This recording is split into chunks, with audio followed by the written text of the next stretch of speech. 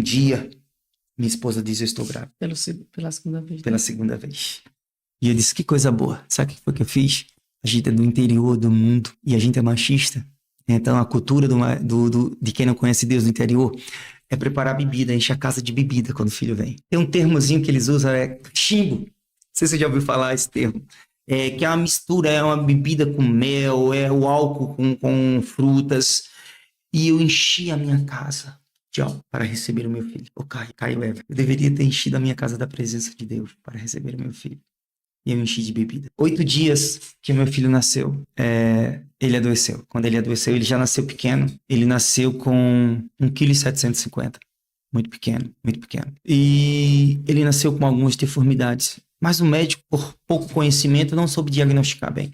Senão ele tem algumas deformidades, os pés têm curvatura externa, as mãos têm curvatura externa, tem um leve desvio na coluna, mas isso é da formação, com o tempo isso se ajusta. E aí meu filho não se alimentava, tudo que dava ele não comia. E aí ele teve uma febre na segunda semana e a gente foi para uma médica do Amor, no Hospital Municipal de Garanhuns. E quando eu cheguei lá, a doutora Patrícia, eu até lembro, meio espavanada, médica de hospital de urgência, tem que se virar nos 30, né? Atender 30 pacientes ao mesmo tempo. Aí quando ele olhou pra gente, ele disse: esse menino tem síndrome. Quando ela disse isso, o meu chão sumiu. Esse menino tem que ir agora pro IMIP, com urgência. Eu olhei pra Carla, a Carla olhou pra mim e eu disse: como assim, doutora? O médico, meu filho foi acompanhado por um pediatra, meu filho foi acompanhado por um médico e ninguém falou nada. Mas ele tem síndrome, ele tem problemas gravíssimos, problemas renal, problemas pulmonar, problemas cardíacos, problemas. E cada problema que ela dizia era uma faca que ela empurrava no meu coração. E eu estou encaminhando ele agora para o IMIP.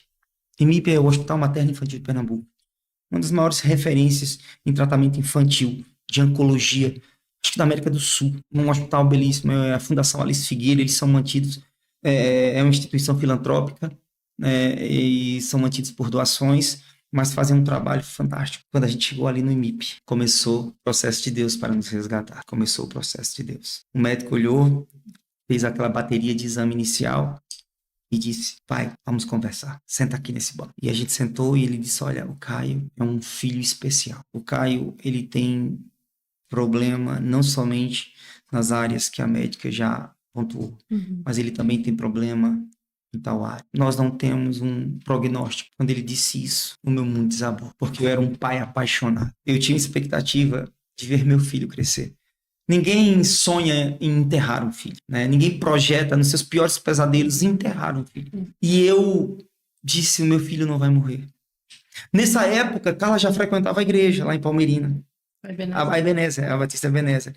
Nessa época, a igreja já orava por mim. Aí eu não tinha só a minha sogra, tinha uma igreja orando por mim, igreja pequena. Por isso nós não podemos desprezar os pequenos começos. Foi ali que eu conheci, uma igreja pequenininha, Palmeirina, uma igreja de 40, 50 membros, que eu conhecia Jesus. Mas eu ainda não era crente. Eu estava no processo. E Deus disse: olha, eu tenho o meu processo. Né? Tem um capítulo de Isaías 37, narra a história de alguém que foi que se insurgiu muito contra Deus, um general sírio chamado Senaqueribe. Né? E em Isaías 37, ele diz assim: já que a tua ira chegou até os meus ouvidos, eu colocarei um freio em tua boca e um anzol em teu nariz, e te farei voltar. E eu disse: meu Deus. Já pensou um anzol no nariz? Misericórdia. E um freio é aquele instrumento que o cavalo bota, quando você quer parar o cavalo, você puxa. Ele não vai quando você puxa. Então foi a maneira que Deus usou, uma maneira radical para me parar.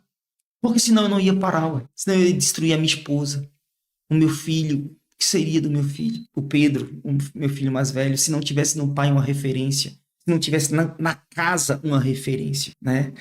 E o projeto de Deus sempre foi para casa, né? A gente vê em todos os lugares da Bíblia, até no Gênesis, ali em Gênesis 6, quando Noé constrói a arca, né?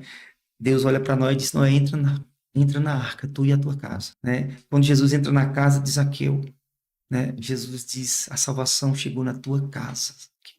Então, o projeto de Deus era para casa. E como alcançar uma casa se o sacerdote estava deformado? Então, ele tinha que me alcançar. E quantas vezes ele usou a voz profética, quantas vezes ele falou comigo através de louvores e eu simplesmente deixei para lá. Então, ele usou o meu filho. Então, o Caio veio ao mundo com esse propósito. E o Caio, foram 3 meses. Nesses 3 meses, eu perdi 17 quilos. Esses 3 meses, eu vivi literalmente dentro de hospitais. Nesses 3 meses, a minha esposa quase sumiu. Esses 3 meses, nós só chorávamos. E é interessante que são os momentos mais difíceis que nós revelamos quem somos. As nossas orações mais sinceras. E eu fiz um voto a Deus, e eu fazia pactos com Deus, e eu fazia alianças com Deus, mas eu sentia Deus dizendo, olha, eu tentei fazer tantas alianças antes, e você endureceu seu coração. E eu dizia, Senhor, se tu curar o meu filho, eu vou te servir pela vida inteira. Senhor, se tu fizer o milagre na vida do meu filho, eu vou te servir a vida inteira. E todas as vezes que a gente ia para o médico, o meu filho só piorava. E todos os dias que eu estava em Garanhuns com meu filho internado, eu dizia, Carla, eu vou lá no centro. E ela dizia, vai fazer o quê? Eu dizia, vou comprar roupa. Eu disse, pra quem? Eu disse, pra Caio. Eu enchi o guarda-roupa dele de roupas, porque eu dizia, ele vai sobreviver, e ele precisa ter roupas. E um dia, um homem de Deus chegou para mim e disse, olha, você está fazendo o seu melhor. Mas, na verdade, não era eu que estava fazendo o meu melhor. Era Caio que estava fazendo o melhor dele. Nunca fui eu que fiz por ele, foi ele que fez por mim. Era ele que fazia por mim. Aí, um dia, ele nasceu com 1,750 kg e baixou para 1,4 kg. E ele era branquinho, como essa sua blusa, branquinho como você, mas pequenininho como uma palma de uma mão. E eu, na ânsia de um pai desesperado, tentei dar comida a ele. Quando eu tentei dar comida a ele, eu matei meu filho. Eu sufoquei ele. E quando eu sufoquei ele, ele morreu em meus braços. E ele ficou da cor dessa mesa. E eu levantei ele e disse, Senhor, não leve meu filho. E eu chacoalhei ele assim. Quando eu chacoalhei ele assim, ele fez... Quando voltou, eu saí correndo desesperado pro hospital. Carla saiu correndo desesperada atrás. E a gente chegou lá e bota ele no oxigênio, bota ele lá naquelas agonias. Ele retorna e volta. E quando eu saí, eu voltava e eu olhava pra minha esposa estava destruída. E eu começava a olhar e dizer, meu Deus, eu fiz essa mulher sofrer tanto. E olha como ela é forte. E eu comecei a me culpar. E eu já tinha me convertido lá. Nesse processo eu me converti. E eu tinha que ser forte para ela. E ela dizia, Everton, ele sorriu para mim hoje. Everton, ele vai melhorar, não vai? E eu mentia para ele. Eu dizia, vai. Você sabe o que é entrar dentro de um banheiro em um hospital, botar a toalha na boca e ligar a pia alto e chorar baixinho para sua esposa não ver? Era eu. Eu trancava, eu disse, deixa eu entrar no banheiro aqui, eu trancava, ligava o chuveiro, ligava a pia, botava a toalha dentro da boca e começava. E eu chorava assim, e foi muito difícil, porque todo dia ele morria um pouquinho, todo dia ele morria um pouquinho. E eu morria também, e a mãe dele morria também. E Pedro ficou distante da gente 3 meses, porque foram 3 meses dentro de hospitais. Não tinha como pegar veia nele em lugar nenhum, então judiavam dele. E ele não tinha força nem para chorar, ele ficava assim, ó. E eu sentia que o olhinho dele às vezes parava em mim. E aquele olhar dizia, pai, não deixem fazer isso comigo. Eu não aguento tanta furada em mim, eu sou um bebê. O olhar dele externava isso para mim. E minha esposa saía para não ver, e eu ficava, e eu dizia, moça, em nome de Jesus, acerte a veia dele. Aí, por um milagre, acerta. Mas furavam dezenas de vezes. Aí um dia, no último dia que eu tive com ele, no último dia que eu vi meu filho vivo, eu li um capítulo do livro de Jó. Eu quero o capítulo 29, que é um capítulo que fala de resiliência. Ele está só, os amigos o culpavam, a esposa totalmente com a alma dilacerada pela perca dos filhos, e ele externa talvez a oração mais sincera. Não foi Jó 14, ao som das águas, não, foi Jó 29, eu creio que ele dizia assim, está em Jó, não lembro exatamente o capítulo, que ainda que os meus olhos estejam carcomidos pela lepra, eu anseio em contemplar um dia a tua face. Um dia. E quando eu li esse versículo, esse capítulo, eu disse, poxa, o cara está vivendo a pior versão da vida dele. Ele está dizendo que mesmo corroído pela lepra, ele tem disposição de adorar. Um dia os meus olhos te veem. Um dia eu digo, meu Deus, esse cara perdeu tudo. E está adorando em meio à dor. E eu disse, Senhor. E eu mudei a oração. Eu disse, Senhor, independentemente daquilo que tu vai fazer com meu filho, eu escolhi te amar. Eu escolhi viver para ti. Nada nem ninguém vai me tirar dos teus caminhos. Eu sou daquele que nunca olhei para trás. Eu sou daquele. Tem gente que sai de Sodoma, mas Sodoma não sai do coração. Eu saí literalmente do mundo. E nunca olhei para trás. Nunca tive saudade das coisas do mundo. E nesse dia eu entrei no hospital, sabendo que era o último dia. Porque o meu filho chegou no limite da força. de um bebê, não tinha o que a medicina fazer. Era final da tarde, na viração do dia. Creio que Jesus veio ali na viração, como Jesus visitava Adão ali na viração. Que é lindo ali entre Jesus e Adão, é que mesmo Adão não estando no local do encontro, Deus estava dizendo a Adão, você saiu do local do encontro, mas eu tô aqui. E Jesus fez isso comigo. Jesus disse, eu vou te encontrar hoje. Mas existe alguém que eu quero encontrar lá também. Eu preciso encontrar o teu filho, eu preciso encontrar o Caio. E Jesus veio encontrar o Caio ali na viração do dia, daquele dia. Que dia, pastor? Dia 10 de dezembro de 2002. Ele hoje estaria com 21 anos, de 21 para 22. Ele está no bercinho, bem pequenininho. E eu tinha o costume de dar a minha mão, aliás, o meu dedo.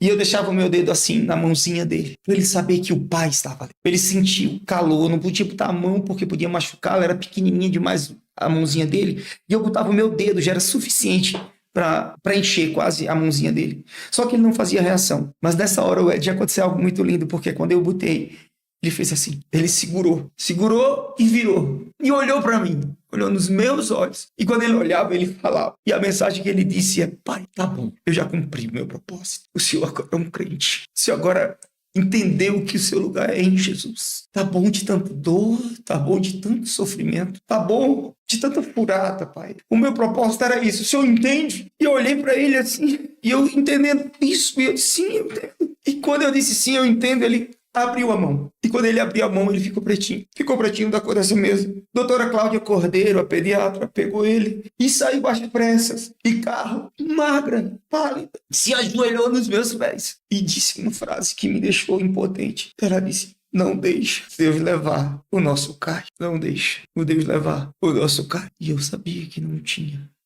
escolha. E 10 minutos depois, doutora Cláudia, eu me lembro como hoje, ela disse, Everton, o Caio não vai sofrer mais. Ele está com o Pai, ele está com Deus. Eu baixei minha cabeça e me lembrei de Jó, quando disse, o Senhor deu e o Senhor levou. Bendito seja o nome do Senhor.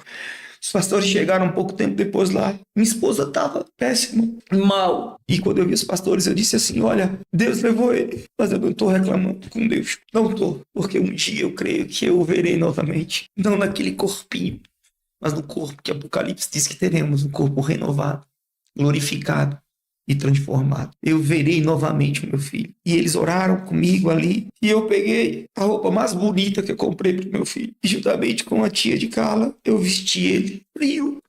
Eu peguei ele, pressionei ele em mim. Eu disse, filho, eu quero te esquentar, te aquecer. E eu agradeci a ele, velho. Eu disse, obrigado por ter morrido a minha morte também. Porque Jesus morreu a minha morte, para que a gente pudesse viver a vida dele. Mas foi necessário outro filho vir morrer por mim. E ele morreu. Eu vesti uma roupa bonita de marca. Comprei para ele. Eu comprava coisa boa para ele. E eu tirei uma etiquetazinha e eu guardei até hoje essa etiqueta, né? A Bíblia diz que nós devemos trazer à memória aquele que nos dá esperança. E às vezes quando eu estou triste, eu pego essa etiquetazinha que está guardada lá na minha casa e eu me lembro de alguém que veio para o mundo também e morreu por mim. Por mais triste que eu possa estar, eu digo, meu filho morreu por mim. Aí você pensa que acabou a tormenta? Eu virei crente. Perdi meu filho. Só que a gente é do interior, né? Aí o interior é cruel demais. O diabo não fica quieto. Aí o diabo começou a dizer, vocês vão ter filho de novo? A gente só tinha um filho. E a gente era perfeito, a medicina não via erro na gente para não poder ter filho. Aí eu dizia assim, aí o pessoal dizia, vai nascer aleijado. Dizia para Carla isso. Ela vai nascer aleijado. Isso destruía ela, né? A gente vai sair dessa terra aqui. De gente que... Aí um dia uma mulher de Deus topou a gente assim e disse assim, olha, Deus levou um, não foi? Eu disse, ele vai mandar mais 2.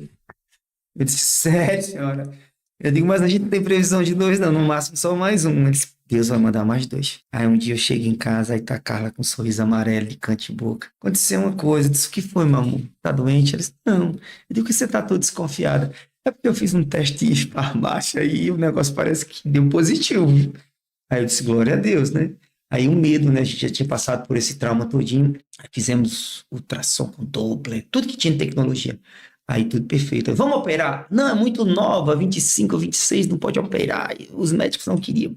Não era que os médicos não queriam, é que havia uma palavra. E nós teríamos uma restituição em dobro, né? Deus levou um. Eu costumo dizer que o meu filho foi um missionário, né, que cumpriu o seu propósito no menor espaço de tempo que um missionário já cumpriu sobre a terra. Caio levou 3 meses aqui na terra, mas foi justamente os 3 meses que Deus usou a vida do meu filho para ganhar a casa dele para Jesus. Hoje eu posso dizer que eu e minha casa servimos ao Senhor por causa de Jesus e por causa do Caio. Aí nasceu o Bruno. Aí vamos operar? Não opera, mas vamos se cuidar. Vamos tomar cuidado para que não venha mais menina. A gente não quer ter mais menina. É um dia, certo dia, né? 2010, por aí, lá em maio de 2010, chego eu em casa e vejo ela com aquele mesmo sorriso amarelo de alguns anos atrás, de canto de boca. Eu digo, o que foi, mulher? Tu entra assim, nada. É porque eu fiz um teste de farmácia, eu digo, não me diga que deu positivo. Disse, mas é lógico que deu. Eu digo, então Deus está cumprindo a promessa. Aí veio o Davi, né? E aí Deus moveu as águas. Viemos para Garanhuns. Aqui em Garanhuns, o pastor Júlio, a pastora Aline fizeram uma proposta, sempre uma proposta para a gente ir pastorear uma igreja em Lagedo, para a gente começar um projeto de uma célula. E ali nós fomos e, pela graça de Deus, fomos frutíferos e estabelecemos uma igreja. Você chegou a conhecer, eu acho, a Batista Ebenezer lá, quando nós éramos pastores. Depois viemos para cá, né, por uma direção dos pastores. E aqui passamos mais alguns anos. E aí chegou o tempo, né, de nós vivermos aquilo que Deus tinha também para nós como ministério, como casal de pastores, né, mas temos uma dívida de gratidão eterna ao pastor Júlio, à pastora Aline, ainda hoje, né, quando precisamos, né, pastor Aline, aquele coração, pastor Júlio, aquele coração, se precisarmos dele, né, sabemos que eles sempre estarão disponíveis para nós. Mas aí chegou o tempo, então a gente começou a caminhar, né, para vivermos aquilo que Deus tinha para a gente. Então os pastores nos abençoaram e nós começamos a caminhar dentro daquilo que Deus falara ao nosso coração, né, sobre chamado, sobre propósito, sobre um povo. E daí nasceu a Igreja Batista da Restauração, né, e Deus tem acrescentado muitas vidas. A gente tem experimentado do sobrenatural de Deus, né, na nossa simplicidade. O evangelho é uma coisa simples, né? A gente não pode complicar algo que é simples, né? No entanto, na sua simplicidade, né, ele revela a sua profundidade. Jesus era alguém muito simples, né? Alguém muito acessível, né? Mais profundo, né? Profundo demais, né? Então eu amo Jesus pela proposta, amo Jesus pelo chamado, amo Jesus pelo cuidado, pelo zelo que ele tem conosco, né? E você tem algum trauma, pastor? Tenho. Ter decidido por Jesus com 25 anos de idade. Essa é a minha maior frustração que eu carrego. Se eu pudesse ter escolhido Jesus ao nascer, eu teria feito a melhor escolha da minha vida. A melhor e a mais importante. Mas eu tive que viver 25 anos distante dele. E aí ele teve que usar um método, né, delicado, bem duro, bem difícil. Bem duro. Né, que às vezes a gente fica sem entender, mas eu entendi perfeitamente. Eu não o culpo por nada, né? Pelo contrário, eu agradeço a ele, né? Muitas vezes Deus permite, né? Deus permite, mesmo sabendo, né, que tem uma jornada, que tem um caminho abençoado, que tem os dias escritos, como o salmista fala, mas ele permite que a gente caminhe os nossos próprios caminhos, né? O filho fala muito sobre isso, né? O filho pródigo de Lucas 15 fala sobre isso. O pai em nenhum momento disse não vá, mas o que é lindo é que quando ele volta movido por um sentimento chamado fome, chamado necessidade, né? Que o que motivou a volta foi a necessidade. Quando ele volta, o pai o vê primeiro, né? É interessante, sabe por quê? Porque quem anda na prática do mundo normalmente anda de cabeça baixa, né? E o pai o viu primeiro. Mas o que tem de muito interessante é que o pai o retribui e o restitui, né? E o pai dá algumas coisas interessantes para ele, né? Dentre os presentes que o pai dá é uma sandália. Eu não sei se eu posso entrar um pouco mais fundo aqui, mas quando o pai dá uma sandália para ele, o pai está dizendo: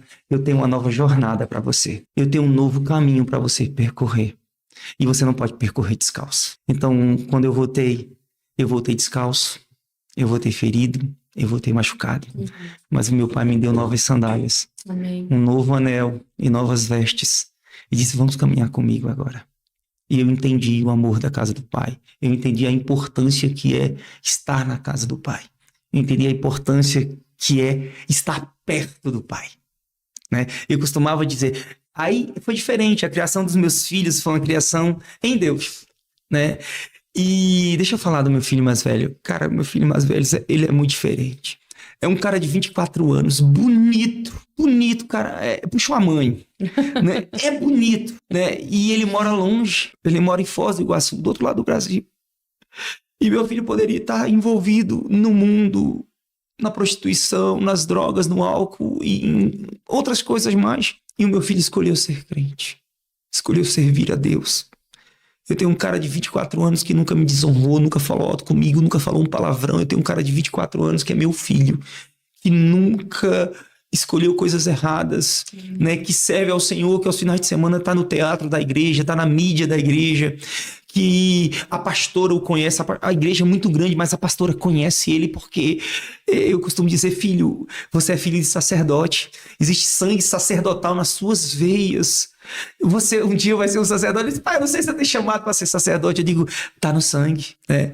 Então é muito bom, né, ter os seus filhos nos caminhos. Eu tenho o Bruno, que é o meu filho do meio, talvez seja o que tem o coração mais nobre dos três, né? Ele é aquele que se preocupa com Pedro, se preocupa com o Davi, se preocupa comigo, se preocupa com todo mundo. Ele é o preocupado, né? Ele quer que todo mundo esteja bem.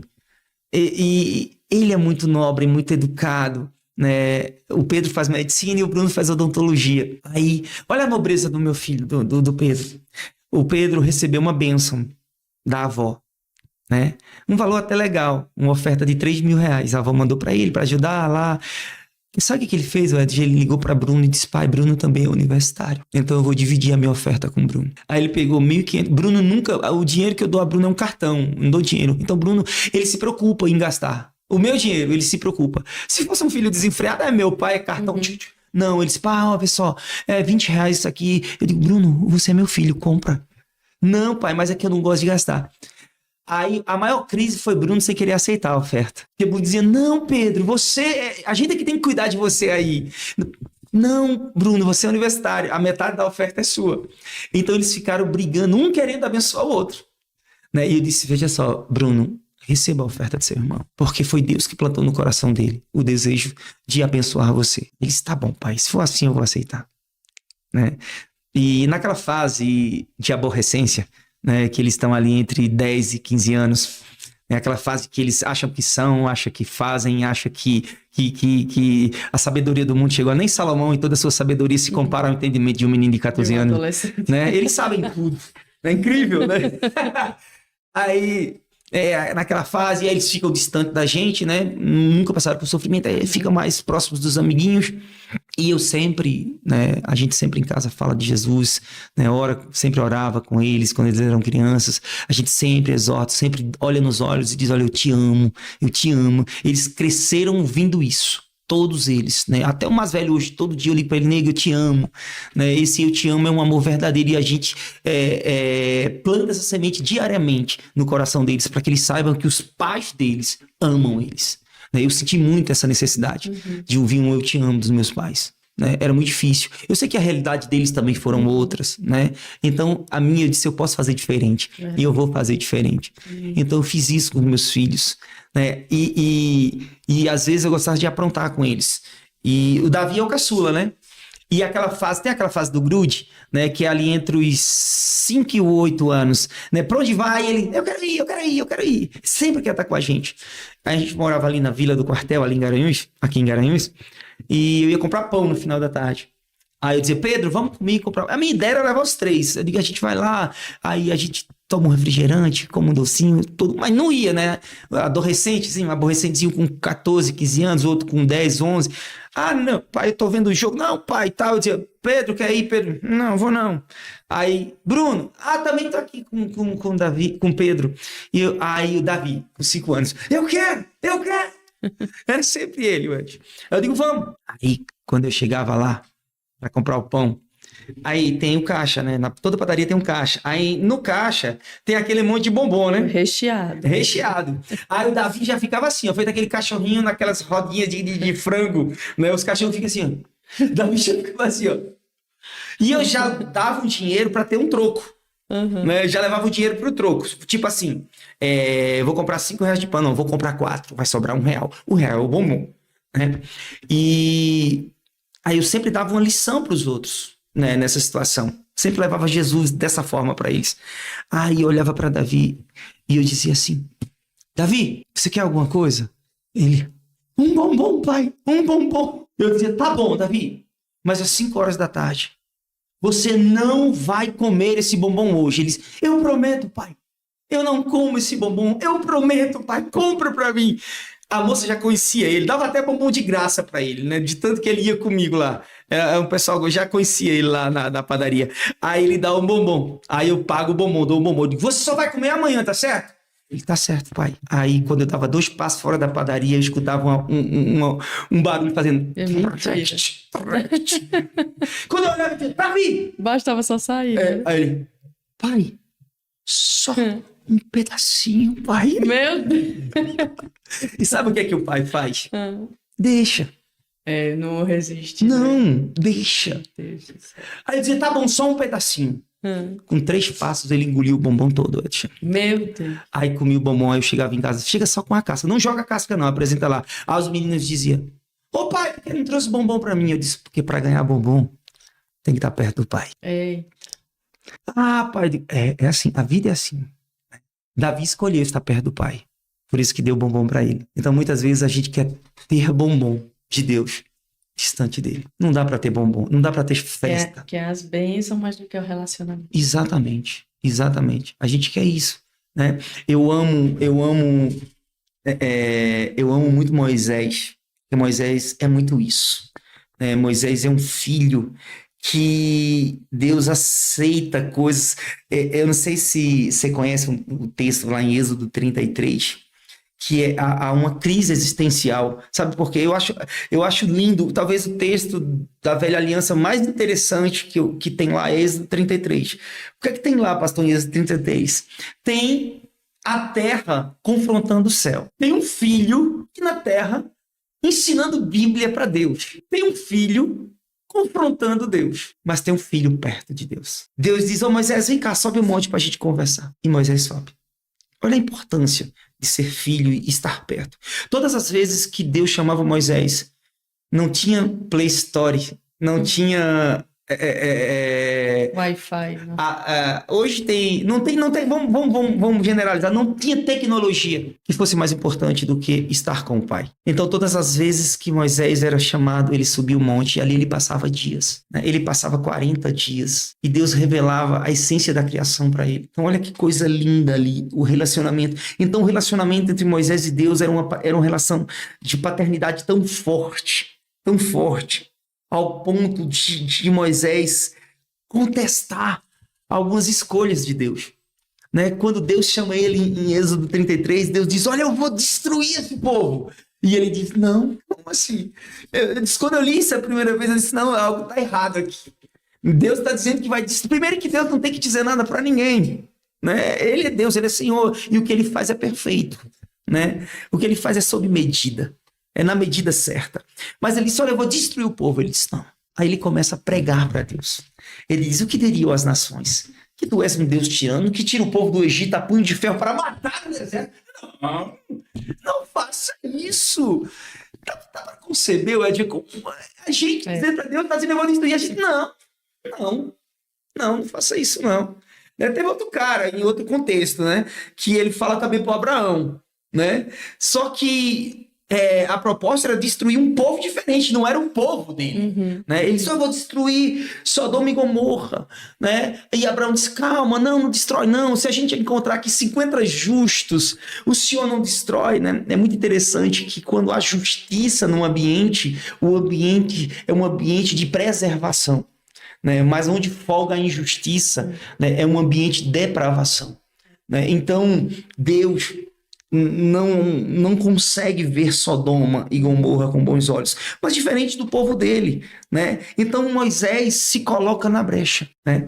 Mas o amor de Moisés não se revela na posição contrária a uma atitude de Deus, mas se revela nos versículos que se seguem a essa conversa. Porque Deus diz, tudo bem, eu não vou destruir o povo, mas tem uma coisa, eu não vou mais com vocês. Isso aí foi terrível, foi severo demais para a mente do menino Moisés, que entendia que não tinha, a vida não fazia sentido se o pai não estivesse perto. Não fazia sentido se ele não tivesse. Então ele diz aquela frase linda, que ele revela o amor. Um amor que Deus já sabia, mas um amor que testifica para o mundo o quanto Moisés amava a Deus. Ele diz, olha, eu não saio sem a tua presença. Como é importante a gente buscar a presença de Deus, né? A presença que nos preenche, a presença que nos conduz, a presença que nos direciona. Costumo dizer que o homem não pode ser senhor de si mesmo, né? O resgate operado na cruz não nos dá mais autonomia, né? Nós somos servos, e o melhor servo é aquele servo de Isaías, é o servo de orelha furada. É um servo que tem privilégio de ser filho e de ser herdeiro da eternidade, né? E Deus, né, quando está conversando com Moisés, eu acho que Deus se alegra, dá um sorriso de canto de boca e diz, menino, tu é muito bom, né? Menino, tu é muito precioso, tu valoriza a minha presença muito mais do que o status, do que a posição social. Isso é um problema, sabe? Porque muitas vezes a gente, quando é pequeno, né, a gente valoriza muito a presença, mas quando a gente cresce, parece que a gente esquece. Ou pelo menos tem pessoas que esquecem, né? A gente não entende os propósitos de Deus. A gente, quando cria uma estrutura grande, né, a gente tem dificuldade, e a gente vai encerrar daqui a pouco, né? Já tá. Sim. Queria encerrar só com isso, né? Se a gente puder concluir aqui. A gente sempre tem que estar disposto a renunciar por amor a Jesus. Porque Jesus usa Isaías e diz assim, olha, não vês que eu estou fazendo uma coisa nova? Mas antes dele dizer que está fazendo algo novo, ele está dizendo, você não percebe? Por que Israel não estava percebendo? Porque Israel estava com olhos voltados para outras coisas. Verdade. Né? E quando Deus chama um cara chamado Noé para fazer um propósito ou uma construção, né? A Bíblia diz que Noé durou aproximadamente 100 anos para construir uma arca, que usou por 1 ano. E quando Deus chega para ele e diz assim, olha, larga tudo, larga essa estrutura, porque eu tenho algo novo, não vês que eu estou fazendo algo novo?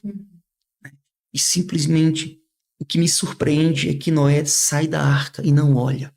Ele investiu 100 anos da vida dele por uma estrutura. Aí eu te pergunto, se Deus te chamasse hoje, ou é de abrir mão de tudo para algo novo? Você não está vendo algo novo que eu estou fazendo? Já abri. Né? Aqui já é o novo. Aí ele abre. Aí sabe o que ele faz, Ed? Jesus diz, olha, vai, povoa a terra, planta. Ou seja, você não é mais carpinteiro, você agora é agricultor. Ou seja, Deus transicionou a mente dele para um novo propósito. Só que a Bíblia diz que ele sai da arca e ergue um altar. Só que Deus não pediu. Isso foi dele. Ele ergueu um altar e adorou. E sacrificou naquele altar. Sabe? O que tem de mais gracioso no homem de Deus é saber erguer altares. Amém. É porque nesses momentos vai revelando o altar de dentro, né? Isso. O altar de fora, né? Tudo aquilo que é externo nasce primeiro aqui dentro, porque Deus nunca vai ser de fora para dentro, sempre vai ser de dentro para fora, né? E muitas vezes a gente se precipita no propósito. Né? Repare que Noé não fez nada. A arca parou e ele ficou esperando uma direção. Sabe por que Noé esperou uma direção? Porque todo o tempo na vida de Noé, Deus foi a direção. Porque a arca era estruturada de tudo, ela só não tinha a direção. Ela só não tinha o leme, porque a direção sempre foi Deus. Inclusive, só Deus sabe onde foi que parou, né? Ele certamente... Fala que está no Monte Ararat, sim, mas há muitas controvérsias. Certamente andou muito, né? E Noé não precipitava, né? Tem um texto em Atos 12 que eu acho muito bonito, né? E a gente termina por aqui. Não se precipitar, eu queria deixar esse conselho para você, né? Viva de verdade os propósitos que Deus tem para sua vida, mas respeita as etapas. Amém. Né? Não queime as etapas. A Bíblia fala que Pedro estava preso lá em Atos 12 e a igreja orava por ele.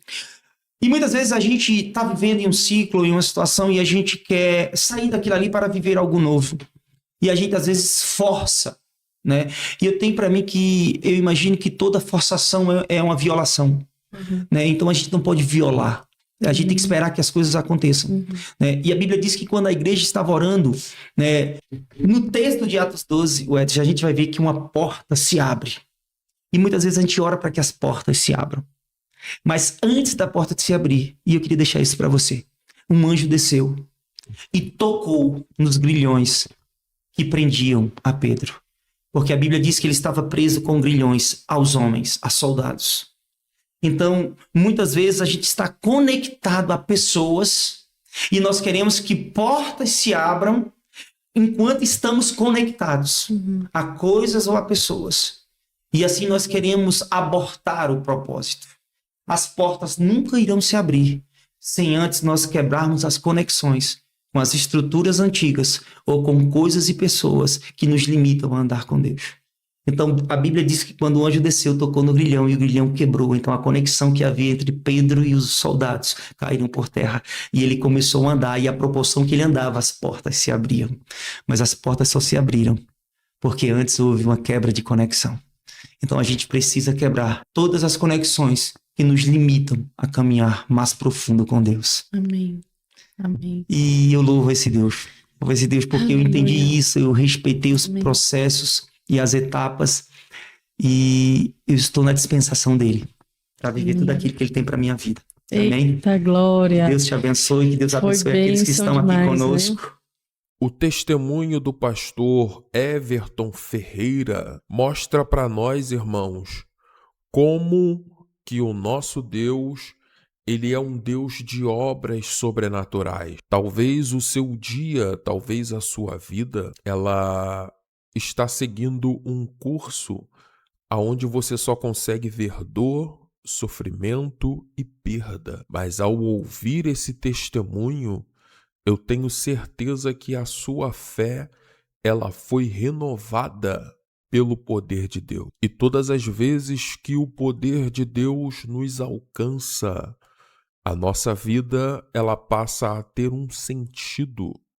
A nossa vida, ela passa a ter um propósito. Talvez para você não tinha mais solução, mas o nosso Deus, ele é fiel. Então as dores da nossa vida, elas não vêm para nos fazer estar prostrados, mas Deus usa essas dores para fazer com que nós entendamos que o propósito dele na nossa vida é nos tornar a cada dia mais fortes. Deixa o teu like e compartilha com alguém que precisa assistir essa mensagem. Deixa nos comentários de que lugar do Brasil ou do mundo você está me assistindo. No campo dos comentários, se você puxar para o lado, botão de hypar, e não esqueça de se inscrever em nosso canal se você não for inscrito. Um forte abraço e até o próximo vídeo.